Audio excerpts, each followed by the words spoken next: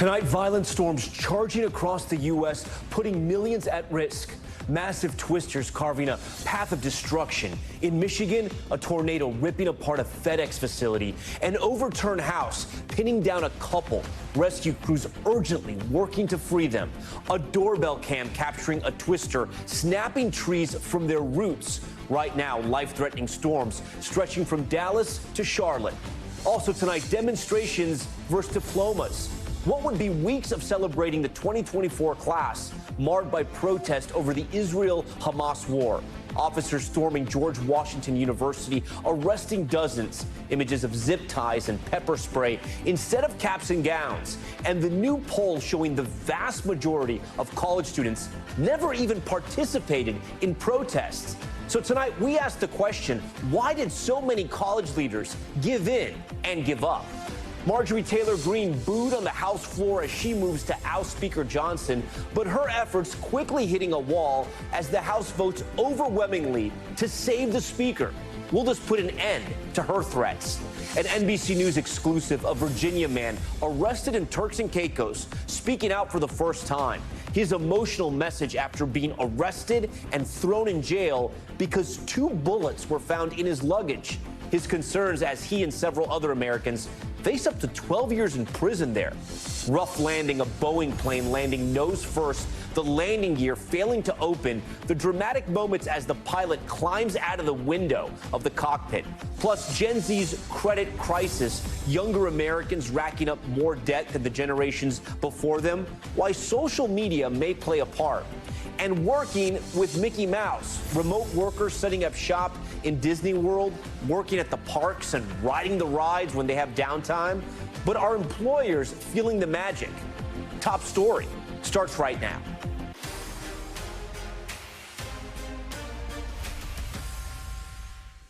Good evening. As we come on the air, dangerous storms are on the move with millions of Americans right in the path. New video just in of a fast-moving violent twister in Clarksville, Tennessee, just outside of Nashville. This relentless severe weather outbreak refusing to let up. A doorbell cam capturing the moment a massive tornado barreled through central Michigan, ripping trees out of the ground. A different angle of that same twister, the terrifying images looking more like a hurricane. This storm leaving widespread destruction in its wake. Aerial footage showing the damage in Kalamazoo County, one area hit particularly hard. And right now, 52 million Americans from Texas to the Carolinas are in the threat zone. We're just 8 days into May, and we've already seen more than 100 tornadoes since the month began. NBC's Maggie Vespa starts us off tonight. A vicious cycle of violent spring weather strikes again. Large tornado right here. Tonight in storm-battered Tennessee, one person is dead after authorities say a tree fell on a car north of Knoxville. And this warehouse evacuated after its roof caved in. In southern Michigan, fierce winds overnight ripping a massive chunk out of this FedEx facility, revealing multiple stories of fallen metal and wires. FedEx writing, "We are grateful there were no serious injuries." In all, Tuesday, close to 30 reported tornadoes tore across 8 states, making for more than 60 twisters this week. In Portage, Michigan, neighborhoods are shredded, close to a dozen people hospitalized. This house flipped completely upside down with a couple in their 60s inside. Your cousin was effectively buried alive. Under this house, yeah. And it was over an hour before they could get her out with just her arm sticking out. Sisters Kathy and Ann say firefighters dug their cousin out unharmed. Her husband, who was thrown into the yard, suffered a broken neck. The family back today to save photos. Is it hitting you right now? Yeah. Oh, yeah. Yeah. It's been hitting us all morning. All morning. Yeah. Yeah. I mean, it was scary. It was scary what they went through. I cry for them because it's trauma, what they went through. But with all the right support, they're going to be okay.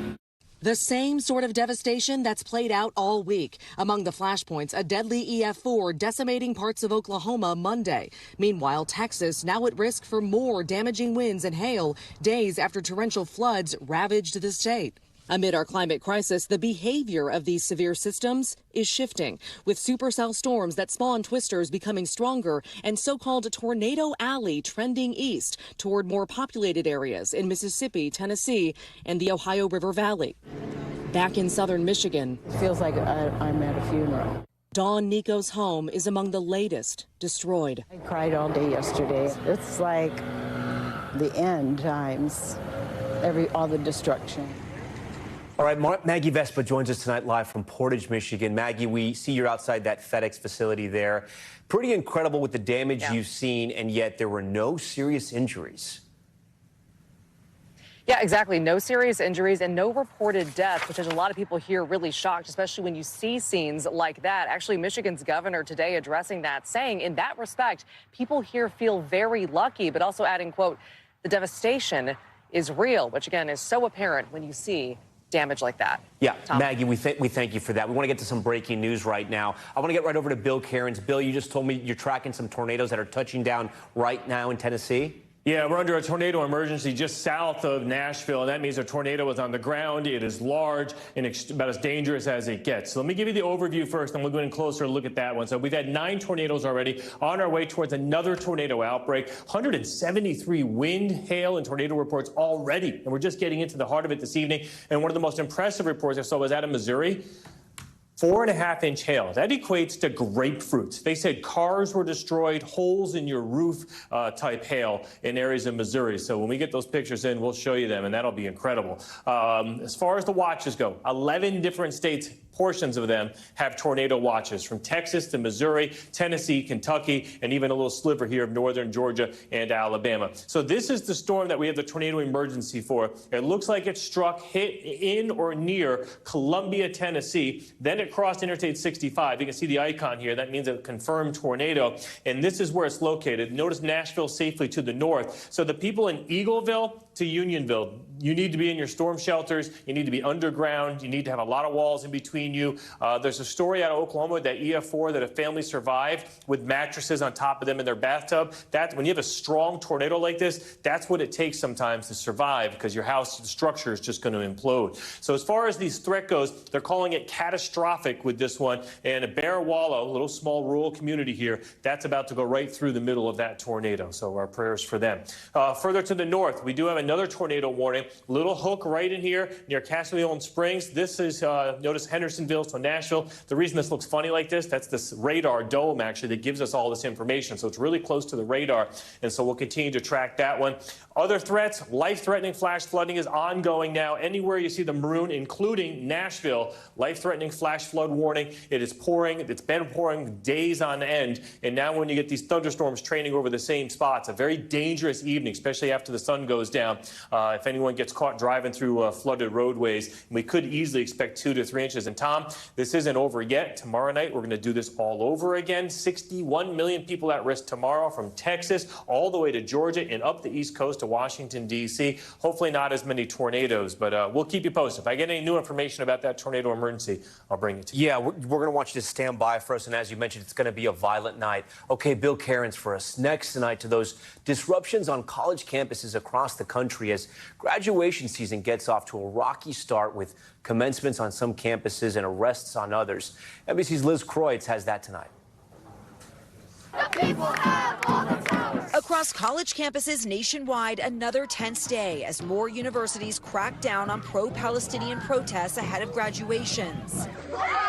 At George Washington University, police using pepper spray overnight to disperse a crowd of demonstrators there. At UMass Amherst, roughly 130 people arrested after refusing to leave their encampment, while student protesters continue to barricade themselves into a building at the Rhode Island School of Design. These new clashes coming as a House committee led by Republicans grilled K-12 administrators on Capitol Hill today, accusing some elementary and high schools of letting anti-Semitism run rampant in their classrooms. What are you doing to keep students safe? And how can we stop this? New York City Schools Chancellor David Banks pushing back on the line of questioning. If we really care about solving for anti-Semitism, and I believe this deeply, it's not about having gotcha moments. It's about teaching. You have to raise the consciousness of young people. They're pushing forward now. Meanwhile, an investigation is underway at UCLA into the violence that broke out after counter-protesters attacked a pro-Palestinian encampment last week. According to law enforcement sources who spoke to the Los Angeles Times, police are using photo recognition technology, similar to what was used after the January 6 attacks on the Capitol, to identify the counter-protesters. At nearby University of Southern California, a police chopper circled overhead as graduation celebrations got underway. The school canceled its main commencement ceremony due to safety concerns. I think for administrators, myself included, there's a lot of tension of how do you make sure that we pull this off with a minimal disruption. Pedro Noguera is the dean of USC's Rossier School of Education, but 40 years ago, he was a student at UC Berkeley, leading the campus protests against South African apartheid, with demands for divestment like pro-Palestinian students are making now. What's your message to the student protesters now? My message is educate. Educate others. Engage in dialogue. I know it's hard, but don't just talk to the people you agree with already. All right, Liz joins us tonight from Los Angeles. So, Liz, talk to us about what security is like on campus right now. Yeah, well, Tom, it's pretty robust here, especially for a graduation season. You don't typically see this police choppers flying overhead here on campus. Checkpoints just to get into the campus. Students are lining up to get inside. They have to scan their ID badges. They have to have their bags checked at times. To go to the graduation ceremonies, there's restrictions on bags. You have to have see-through bags. So we're definitely seeing ramped up security with the university trying to limit who can get inside and what they can bring inside. And at the same time, we should say, Tom, that in just an hour from now, a large pro-Israel counter-protest is scheduled for here outside the perimeter of USC. The organizers saying potentially 5,000 people could be coming to this rally. So Liz, that's, I think, the operative phrase there, right? Outside of the campus, it's not going to enter the campus? Well, I mean, that would be the idea right now, given the fact that there is so much robust security and these certain checkpoints. Nobody can get in or out. And so if you want the public to come and join, it would be on the outskirts. We, the media, we're on the outside right now. We have not been able to get into the USC campus for over a week now, Tom. All right. Liz Croyce with some new reporting there tonight. Liz, we appreciate that. Next tonight, it's time for Top Stories Spotlight. We wanted to talk more about the chaos happening at colleges and universities across the country related to protests on campus and the impact it's having on students, faculty, and leadership, or lack of leadership. Let's bring in the former chancellor of the University of California, Berkeley. He's author of the book City of Intellect, The Uses and Abuses of the University. Nicholas Dirks, we thank you so much for joining Top Story tonight. Great to be here with you. Nicholas, I want to start with a survey that's out. Axios had this up on their site. I want to show it to you and to our viewers as well. They were asking about the issues related on campus. Among those issues, most important, only 13% of those respondents said the conflict in the Middle East was the most important issue. And when asked if they had participated in protests, only 8%, said they had participated in either pro-Israel or pro-Palestinian protests. So, Nicholas, my question to you is, why did the leadership of these esteemed universities, the Ivy Leagues, these great universities out west, why did they cave in to not only the minority, the smallest of the minorities, 8% of the student leadership, and now they're canceling graduation ceremonies? Well, you know, minorities are always a factor when they are loud. And these protesters have been extremely visible for a long time and very audible. And they have certainly made their concerns known to the entire university community. So it may be a small number of students, or it may be even a small number of faculty relative to the whole, but it's been a major fact across every college campus across the nation, really, since October. But in your former school, you guys were able to have protests and you're able to have a graduation. Why couldn't these other universities figure it out? Well, you know, Berkeley has so many protests. I mean, I had protests outside my house virtually every week. It was kind of open season. It actually is well practiced in protest. And we often had commencements that had to have the kind of security we just heard about at USC. But this has not been the case as much in private universities. And even though Columbia has a storied history of student protest and an occupation of Hamilton Hall, 1968, it still has been relatively quiet over the last few years when Berkeley has often been pretty noisy. I've been surprised because in moments like this, leaders need to lead. And we have seen several of these top educators, again, at the most esteemed universities all across the country. They couldn't answer the questions on anti-Semitism in Congress, many of them, and they couldn't handle these situations on their campuses. Do you think it's because they're not trained for this, or do you think this is something that, I don't know, they didn't discuss enough with their other faculty? Well, first, answering questions on Capitol Hill when you're being interrogated in the ways in which the university presidents have been over the course of at least those 2 hearings that we all heard about recently, not easy. You're basically being asked questions to catch you and to get you and to make you say something that can then be a soundbite that will be used against you. Fair, but on the issue of genocide, I mean, that was there were some questions there that shouldn't have been stumbles, you know? I agree, but you know, when President Shafiq from Colombia went just a couple of weeks ago, she answered that very clearly, and she still got hammered by, you know, by the Congress people there, who ultimately called for her resignation too. Yeah, but I mean, and then handling this on campus, is it a lack of preparation, training? I mean, I brought up your school because you said you had experience with this, you knew how to do it. But again, leaders, they need to lead in moments like this. So it's easier said than done. Right. And when you're leading a campus, easy either. I mean, I wrote my book about that. But the fact is that when you have a campus where free speech is not only allowed, but actually encouraged, and you're telling students that they're supposed to, you know, speak out about issues and care deeply about the kinds of things that are going on in the world and the like, when they speak, you can't simply say, okay, we've heard you, now go back to your classroom or go back to your dormitory.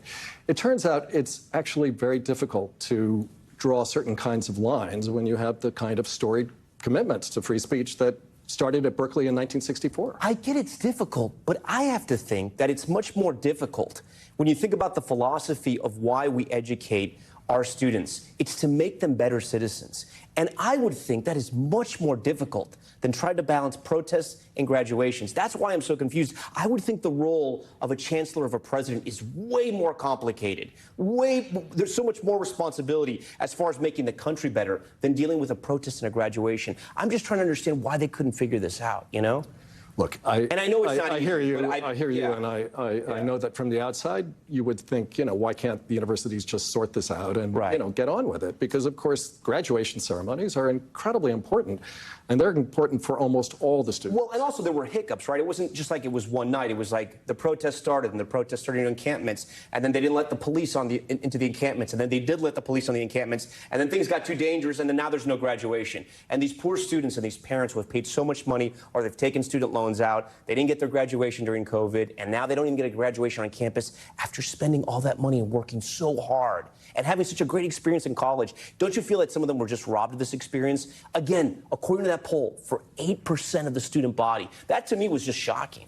Well, first of all, I do sympathize with parents who are in this kind of situation. I sympathize with the students who are graduating. I had a son who graduated from Columbia actually in 2021, and we had to wait a year to go to his graduation. So, you know, I've been there, and I really understand the pain of this for so many others. That being said, I think there will be lots of graduation ceremonies taking place. There will be security protocols of the kind that we just heard about from USC, where they've canceled the big graduation, but they'll still have a graduation event.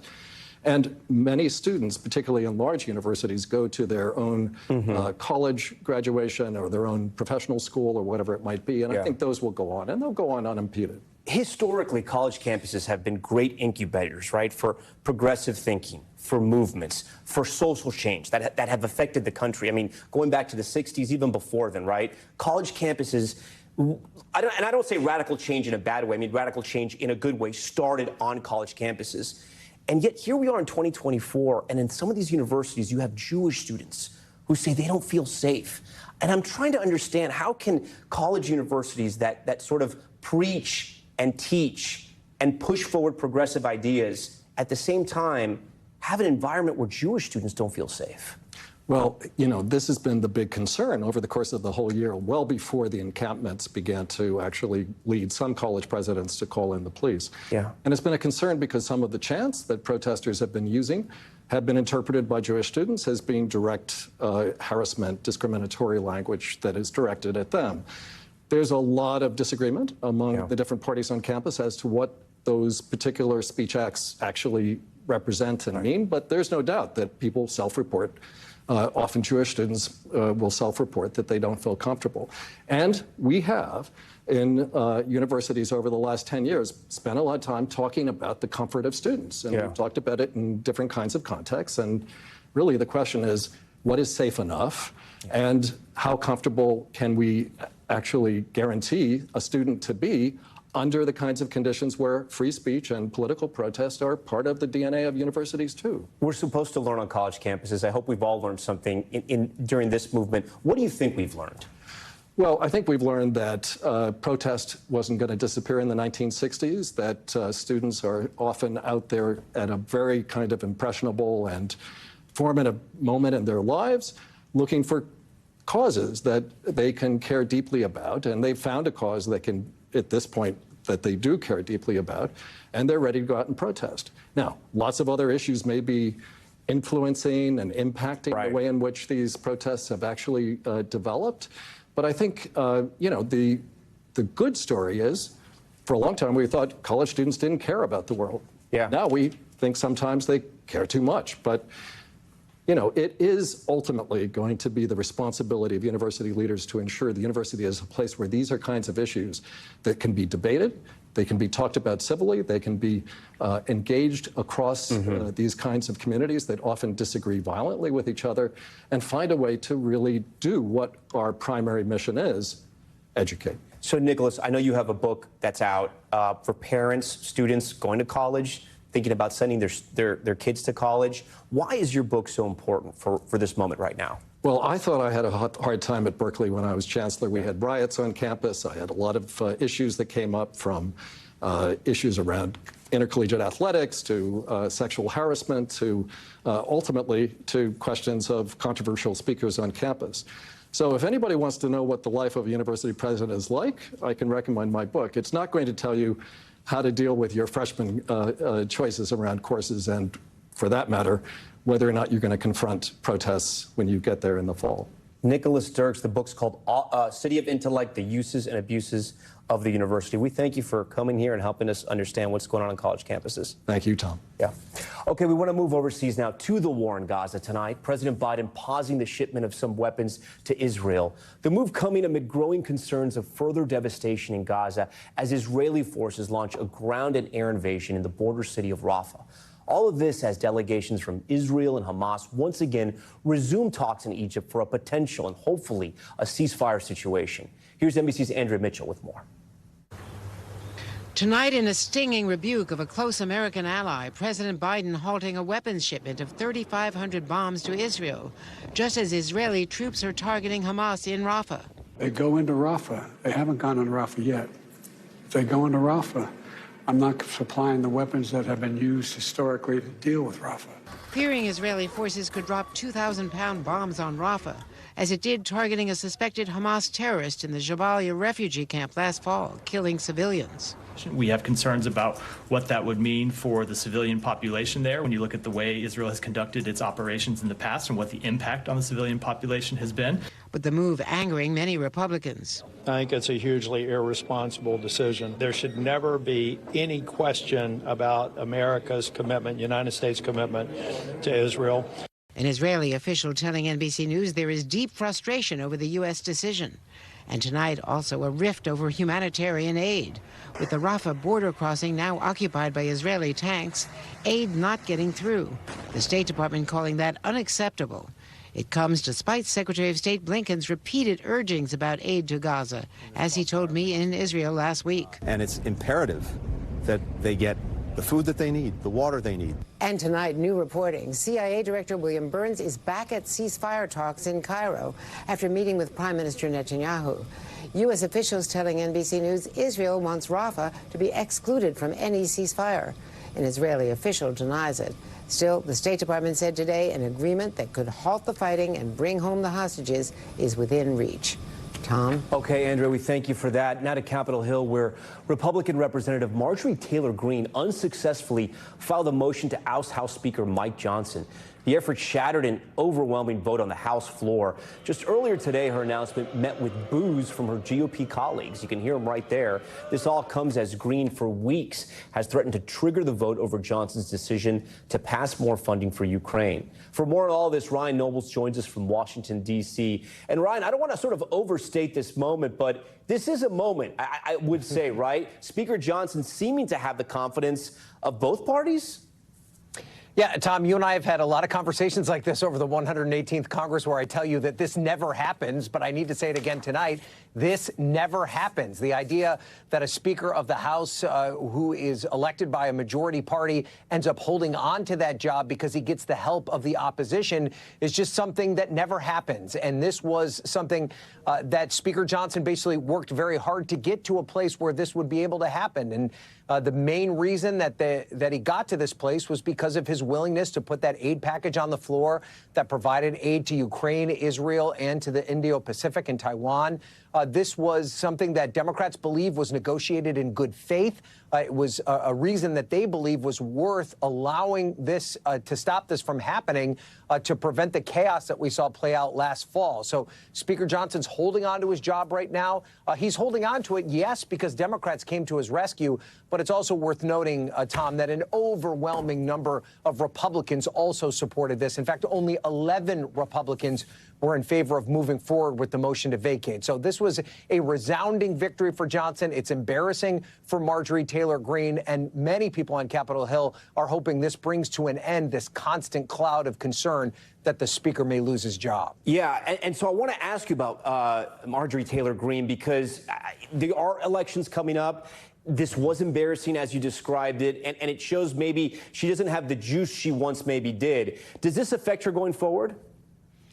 It probably does limit kind of the bullhorn that she has among many Republicans, at least in the House of Representatives. She's in a safe seat. There's no chance she'll lose her election in the fall. But her influence is in the broader MAGA universe, if you will, the people that support President Trump, the way that she raises money, the way that she travels around the country. This is a big loss. And one thing that President Trump and his supporters don't like are losses. And it was even the former president who came out today in a post as the vote was coming down, who told people to side with Speaker Johnson, not with Marjorie Taylor Greene. That can't be good for her brand, and there's no doubt that she took a big risk here, and it just didn't work out.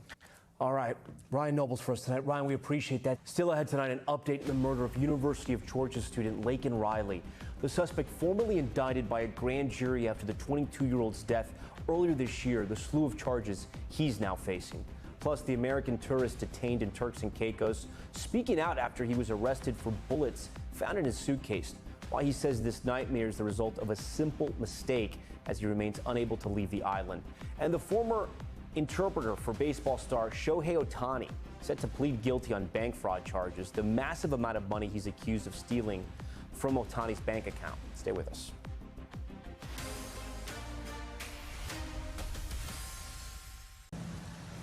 We're back now with an NBC News exclusive. An American tourist detained on the island of Turks and Caicos, breaking his silence after his arrest for what he says was accidentally packing 2 bullets. He was one of 4 Americans detained on the island, all of whom could face prison time.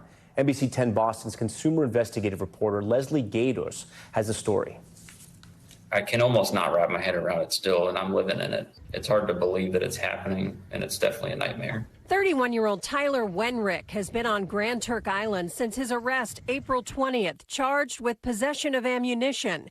2 9mm rounds were found in his bag as he tried to reboard a Royal Caribbean cruise ship after a beach excursion. You know, I've used that bag to go to the shooting range with friends and to carry my firearm in the past. You know, I checked it before I left, and it was just a complete oversight on me, TSA, and the port security. You know, three groups missed that ammunition. Wenrick, who posted bail pending a court hearing, says Royal Caribbean turned him over to Turks and Caicos authorities. We reached out to Royal Caribbean about the incident, but didn't hear back. Yeah, I spent about 3 nights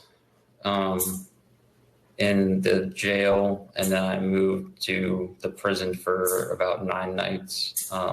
It was extremely difficult. You know, the conditions were difficult, but the people were phenomenal, which which helped. But it was still a very hard situation to be in. Something that, it's definitely the hardest thing I've ever had to go through.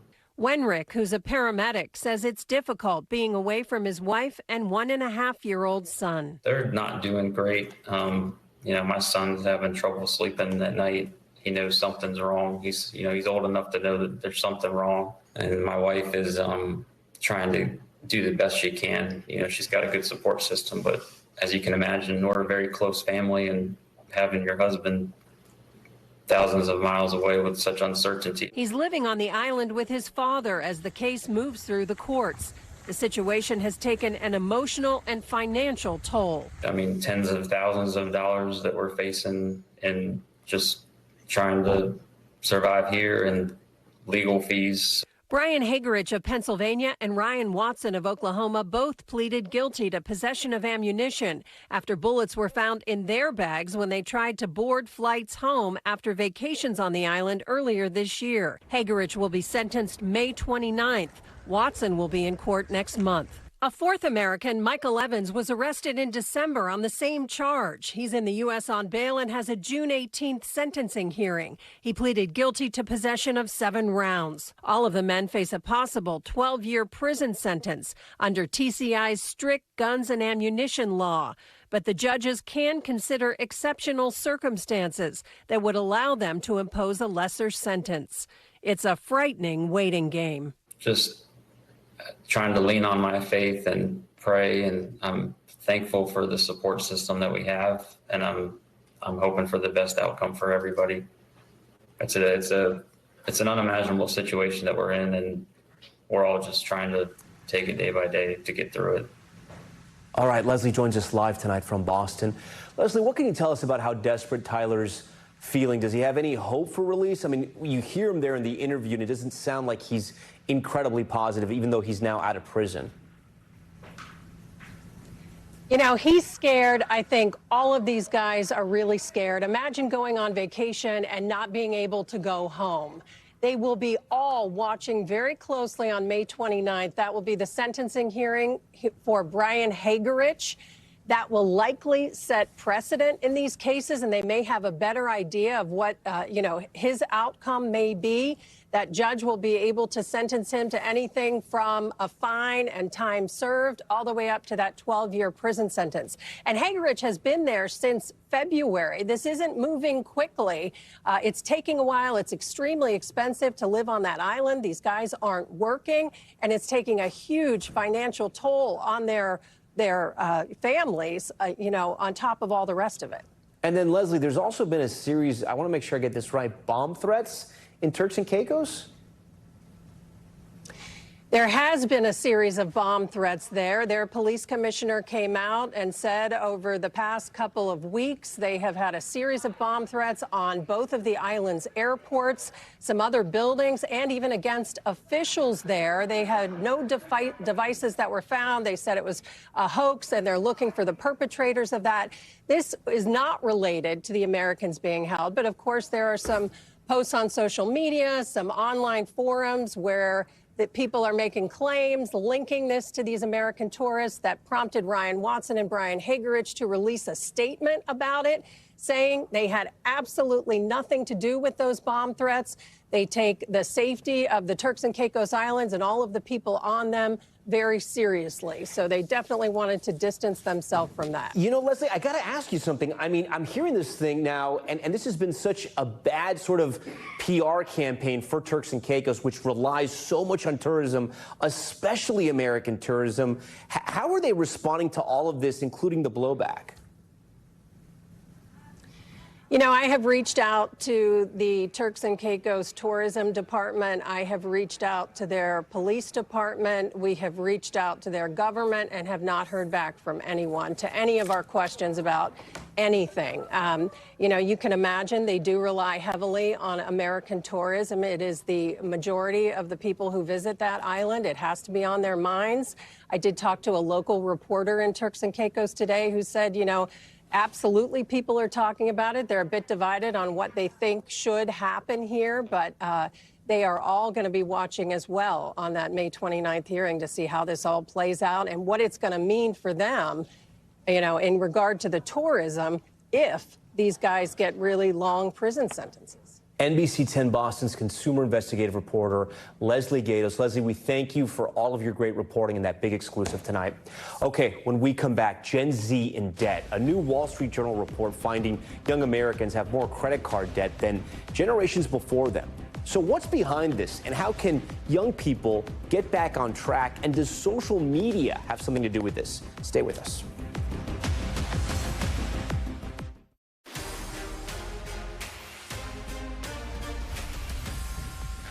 Okay, we're back now with Top Stories news feed. We want to start with an update in the killing of University of Georgia student Laken Riley. A Georgia grand jury formally indicting the suspect, Jose Ibarra, on 10 charges, including 3 counts of murder.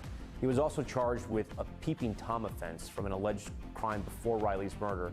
Her death made national headlines when Ibarra, an undocumented immigrant from Venezuela, was accused of killing the 22-year-old nursing student while she was on a job in February. Another update tonight, the former translator for baseball sensation Shohei Ohtani has agreed to plead guilty to bank and tax fraud charges. That according to federal prosecutors. The 39-year-old interpreter has been charged for transferring $17 million from the baseball star's account without him knowing to pay for illegal sports bets. He's also said to have falsified tax statements. He faces more than 30 years in prison. And a major move in the world of streaming, competitors Disney and Warner Brothers actually coming together to launch a bundle that will include Disney Plus, Hulu, and Max. According to the statement, the rollout will begin this summer, but there is no specific launch date. So far, no price, but the companies say there will be an ad-free and ad-supported option. All right, we want to turn now to money talks and a concerning trend that's impacting the finances of younger Americans. A Wall Street Journal article caught our attention.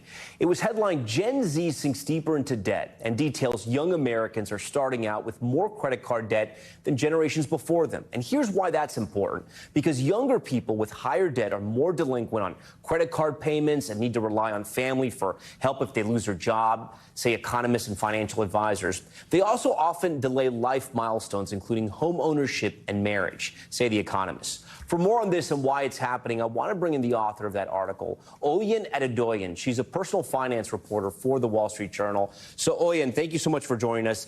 For our viewers at home, Gen Z, it's if you're born 1997 or after. Yeah, okay. Exactly. Yeah. So, I mean, look, young people going into life, starting out with some credit card debt, that's not new. What's new with Gen Z? So what's new and interesting is that TransUnion did a survey and a report where they looked at data from people who were 22 to 24 last year in 2023, and then they compared that data to people who were the same age in 2013. And they were looking for average credit card balances. So you saw when you compared those two generations that Gen Z was carrying a higher balance. They were carrying almost $3,000 on average on their credit card compared to about $2,200 for those 10 years ago. Do we know what's causing this? It could be a myriad of things. You know, right now we're in a really high inflationary period. And like you mentioned, you know, Gen Z always starts out with the most debt and the lowest wealth, right? You're graduating college, maybe you've got student debt, and maybe you're renting as opposed to owning a home. But, you know, that time during the pandemic when we saw pauses in student loan payments or, you know, when we saw everything shut down, people were really saving money. So earlier today, we actually had a chance to speak with some Gen Zers about their debt.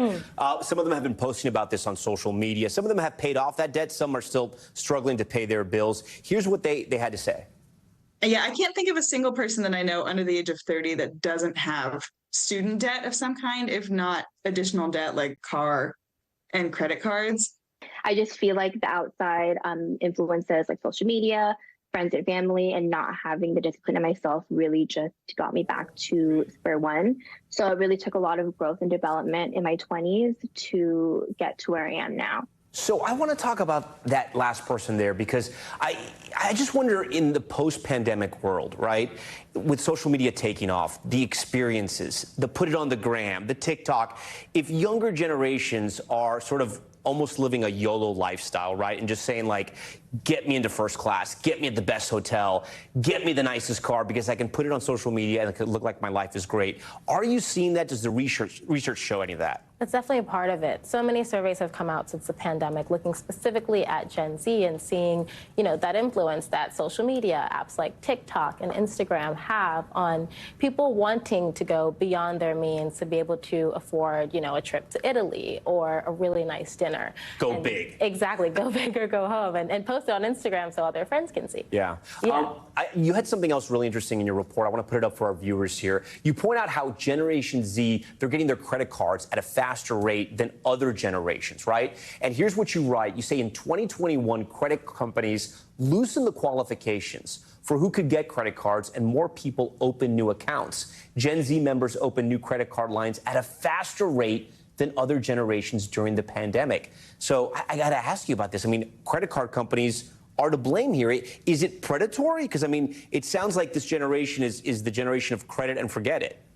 Yeah, I mean, researchers found really interesting findings in that TransUnion data where, this is a generation of people where their parents are putting them as authorized users on their credit cards way before they're even 18. And so by the time these kids graduate, they can open up credit card accounts. I spoke to a student at Tulane who had a 745 credit score when she was 18. And so she opened up a credit card and had a $2,000 limit.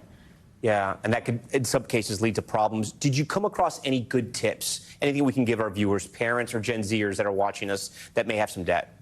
I speak with a lot of financial advisors for stories, and, the tips range from the classic, which is always keep a hold of your budget, right? But then also specifically for Gen Z, something I reported on earlier last year was this idea of financial avoidance, right? When you've got all these bills racking up and you've got debt, you kind of have this tendency not to look at it. And a lot of young people were just avoiding their bills and spending. And financial advisors say that's a huge no. You should always be checking your bills. You should always be checking the apps to see. That's good for anyone. Exactly. So these are rules of thumb that anyone can use and should use. Oyen Adedoyan, we thank you so much. We really appreciate it. Thank you. Okay, time now for Top Stories Global Watch, a check of what else is happening around the world. We start with a FedEx cargo plane forced to make an emergency landing in Istanbul. Check out this new video. It shows the belly of the Boeing 747 jet on the tarmac while being doused in foam after the plane loses its front landing gear. You'll see it at some point. The pilot's forced to climb out of the cockpit window as well.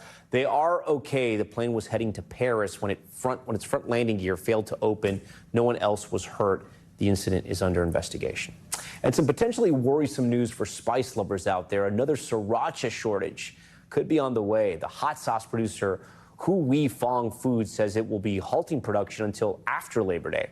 According to a letter obtained by the Washington Post, hot on the sriracha beat, the company says the latest crop of red jalapeno peppers are not the right shade to create the iconic bright red sauce. Experts believe a severe drought and water crisis in Mexico is to blame.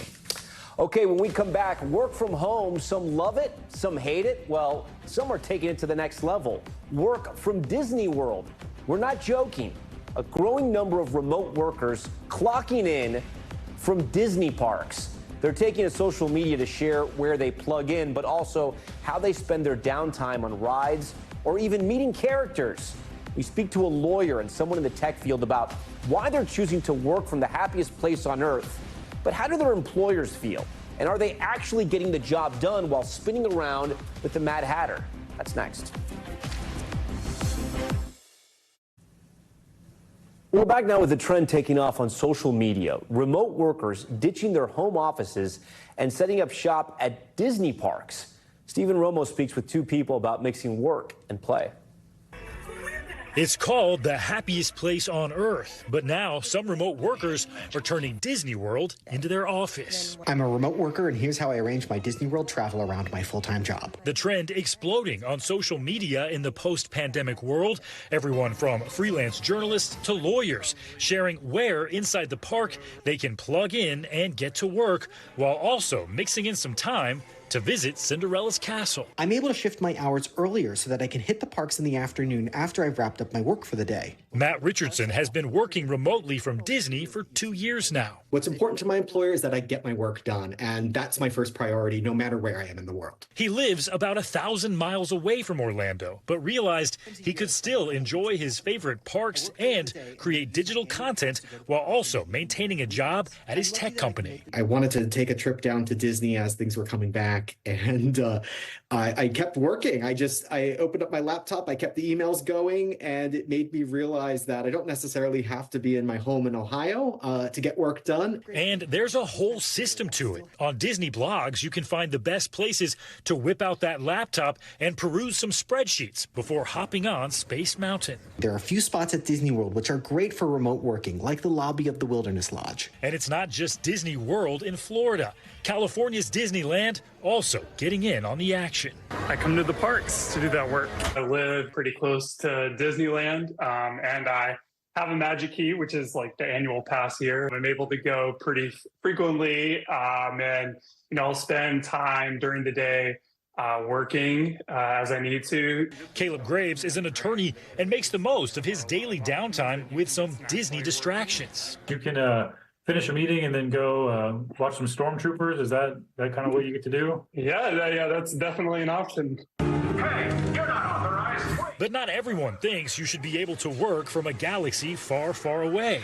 Dr. Stefan Meyer with Columbia Business School supports remote work, but says workers should be careful not to take advantage of their employers. What is kind of accepted, what is okay, remote work, what is just giving flexibility, and what is like slippery slope into we're not just taking more days off and phoning it in on a ride. For Caleb and Matt, though, they're just hoping to add a little more magic to their workday. It's a feeling of comfort, a little bit of nostalgia. There's great music. It's just a really happy, fun environment to be in. All right, Stephen Romo joins us now in studio. So, Stephen, are their bosses okay that they're working from places like Disney World and Disneyland? Yeah, I actually asked them, do your employers even know that you're working from amusement parks? They say their employers do know that they are, and they don't have a problem with it as long as they're getting their work done, which they both say they are. Okay, and then, Disney World, Disneyland, the parks, they're not necessarily cheap places. Do these people do all their lunch meetings there? I mean, are they eating and working strictly at the parks? Yeah, I asked them about the cost situation, too. They say they do have these annual passes, which certainly offer discounts, and they don't eat every meal there because they're just sort of going to work and then going to meetings off sites. They do a lot back and forth since they do have these passes. They also say that it brings them a lot of joy, and this is what they want to spend their money on instead of maybe other vacations. They want to go to Disney, and if they're getting the work done, they say there shouldn't be a problem. Do the legal work, jump on Splash Mountain. It's a life, right? Right, yeah. We're not going to judge them. Don't judge them. All right, Stephen, thank you for being here. When we come back, 107 years old and still places to go, we'll introduce you to a World War II vet who has a lot of medals and even more jokes. The birthday party for him that was fit for a hero, and the special trip he's now planning to France. Stay with us. All right, last night we brought you that touching story of a postal worker finding lost letters from a World War II veteran. Tonight we have an incredible story of another World War II vet turning 107 years old and the amazing journey he's about to embark on to the hallowed grounds of Normandy. Charles Benson from our affiliate WTMJ brings us this wonderful story.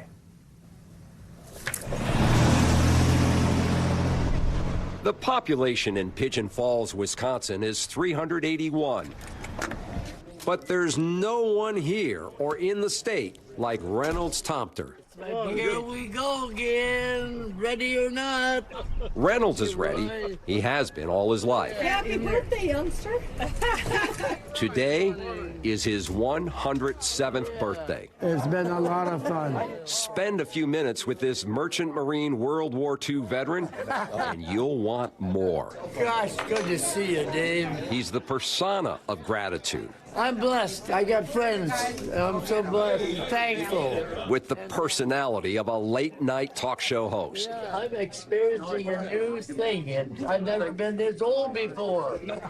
With jokes like that, why wouldn't you want to be? Because I'm so damn old. At a packed Knotty Pine bar in northwest Wisconsin at 7:30 in the morning to celebrate another milestone for Reynolds. Oh, how nice. Wow. But Reynolds is about to have a wow moment, unlike any in his life. You know, I'm going to Normandy. I hear. From his home, where he lives on his own and still drives, Reynolds talks about being invited to the 80th anniversary of D-Day in Normandy. I'm lucky to have a chance to go there like I am having. But I never feel at all like I've earned it. And I haven't done anything more than any other GI. We sit at a small table surrounded by his Merchant Marine medals and a memory that would amaze anyone. I bet you can still fit in the uniform. No, I don't think so. He is believed to be the oldest living World War II Merchant Marine in the country. As the ship's baker and backup gunner, he was on 5 Atlantic crossings with one mission: get the supplies to the troops. Ammo, tanks, cannons, whatever the area needed. You've been assigned a job and you better damn well pitch in and do it. He did his job, but after the war was over, Reynolds and mariners were not given veteran status and access to benefits. It stung. When I got home again, there was no GI benefits of any kind, and that hurt. Decades later, that hurt would be healed when they finally received full veteran status.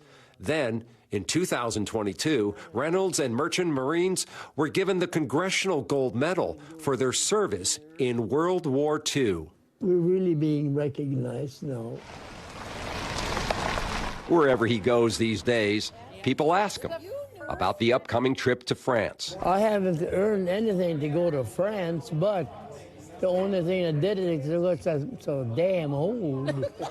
He is so old, there were 2 parties for him and more one-liners. I've been drinking coffee for 105 years. Another good one that keeps him going. What's the secret to your longevity? Well, I'll have to say maybe a lot of luck. Luck? I always had a positive attitude. It has served him well. And when the time comes to honor him and the other World War II veterans in Normandy, Reynolds will be ready.